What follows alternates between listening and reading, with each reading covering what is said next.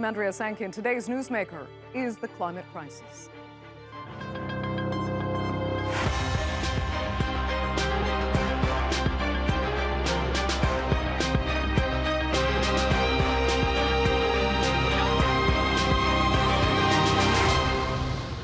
So with more extreme weather expected, how best can we deal with it? Our housing stock is primarily designed, not very well, but primarily designed to try to keep warm in winter, not to try to keep cool in summer. So there is an enormous job of adaptation, of readiness and preparation to be done. Our government is miles off the pace with this task, and that's one reason why a lot of people had a pretty uncomfortable time earlier this week. Speak a little bit more about the response in the preparedness level. I mean, how much has this latest round of, extreme weather really exposed how prepared or under-prepared we are? Well, it's exposed a desperate level of ill preparedness. So, in terms of what we should do about this, in terms of how we should respond to it, there are at least two tracks that have to be considered. One is obviously we need to put pressure on our governments and through voting, through all the other means that there are, that they step up and actually do something more about this. So the second level on which we need to think about this, and this applies very strongly in my country, but it applies frankly in most countries around the world, is citizens need to be thinking about how to take these matters into their own hands. We cannot rely on our governments to protect us. They have shown that they are not willing to step up to the plate and sufficiently protect us.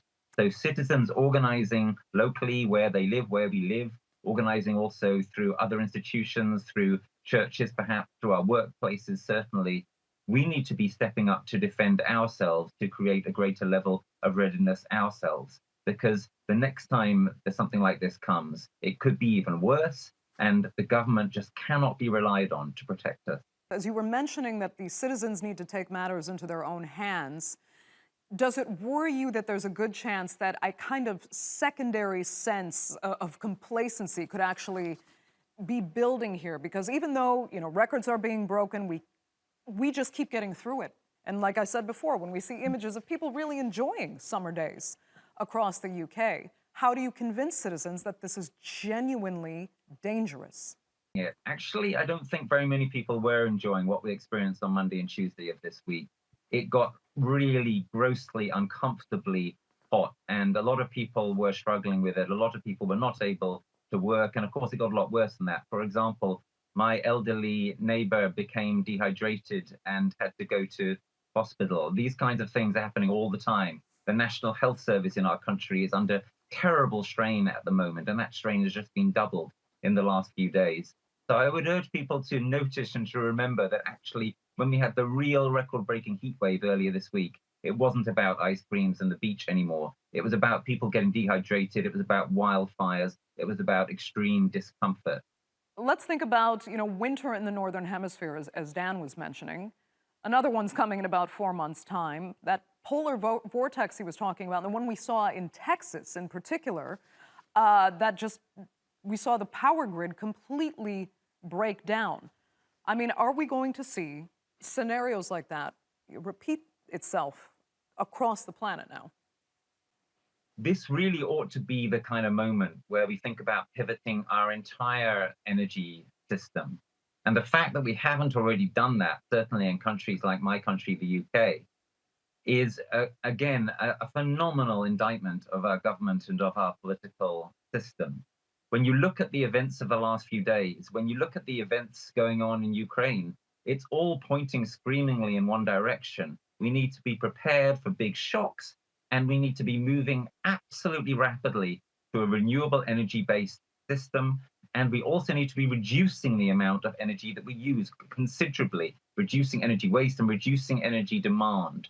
And again, I come back to the point that we cannot expect our governments to do all of these things because they've shown absolutely no sign of doing so far.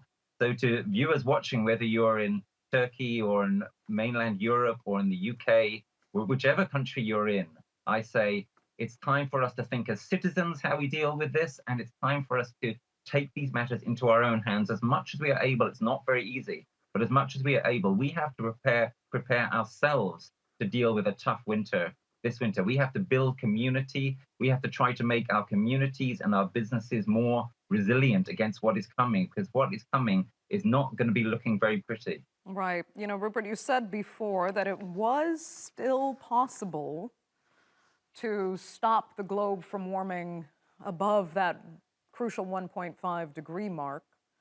Are you still that optimistic, especially after seeing what's happened this summer? No, and I think this is a very, very important point. So I'm delighted that you asked the question. The tragic truth is that the 1.5-degree safe limit for global overheat is now no longer credible. I was at an event at my university, University of East Anglia, a few weeks ago, a room full of climate scientists and climate studies people at our university, which is world leading in this area. The question was asked, which person in the room is willing to put up their hand and say that they still believe that 1.5 degrees is actually achievable? There were 60 people in the room. Not one single person put their hand up. This is the tragic reality that we are now in, that we are moving out of the safe zone. We are in the age of consequences. We can already see it in events such as those of this week. What does that mean? It means we need to get serious about recognizing that our governments are not going to sort this. We need to get more angry. We need to get more frightened, frankly. And then we need to act on the basis of those energies. We need to act as citizens. We need to act locally. We need to do whatever we can to protect ourselves against what is coming.